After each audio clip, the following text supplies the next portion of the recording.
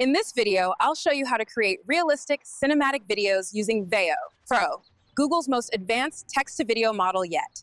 Hey guys, welcome to our YouTube channel, where you learn all the latest updates on AI. Don't forget to like, share, and subscribe. We'll be using VEO3. I recommend using Flow over Gemini. Reason being, Flow gives us this feature right here, which is called the scene builder, which is what we're going to create our short film. VEO3 cannot create consistent characters in its videos just yet, and we only get 10 seconds of film with each generation. You also have limited credits per month, which is 1,000 credits per month, so you have to use them well. To create the best movie, we have to think like a movie director in terms of lighting, camera angle, motion graphics. Camera angles and motion graphics are all things to put into consideration when generating your scenes. First, write out your story in Google Docs. What scenes do you want captured? What are the camera angles or camera movements you want in your shots? You can use apps like ChatGPT or Gemini if you need help or feel overwhelmed when writing your script. I already have my script and the camera movements and camera angles that I want in my shots. I suggest breaking your script into tiny scenes. Now I'm going to copy my prompt, including the camera angles, and we'll head over to Flow, where we're going to paste. Now, in terms of setting, I suggest using VEO3 fast text to video. And the reason is because this one consumes 20 credits, whereas the VEO3 quality, this one here, consumes 100 credits. I'm going to prompt and wait for Flow to generate my video. And this is the final result.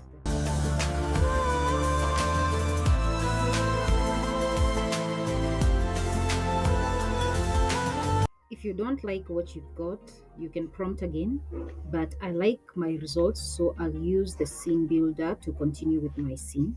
Simply scroll to the end of your screen where you want the next scene to start. I'm going to save a frame as asset. Simply click. Now you're going to use that frame. As you can see, we've added the frame here. You're going to use that frame to continue with your scene. So we'll head back to our script and copy the next scene. Then head back to Flow, and then this is where we are going to paste. This is where we are going to paste our next scene. Only downside to this continued scene is you can only generate with VEO2. And so it will not have any audio or music in it. We'll keep doing that until you have all your scenes together. I have all my shots here.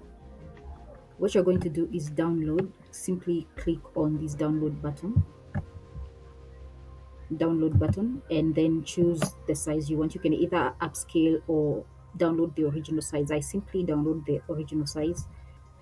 I'll piece them together in a video editor and show you the final result.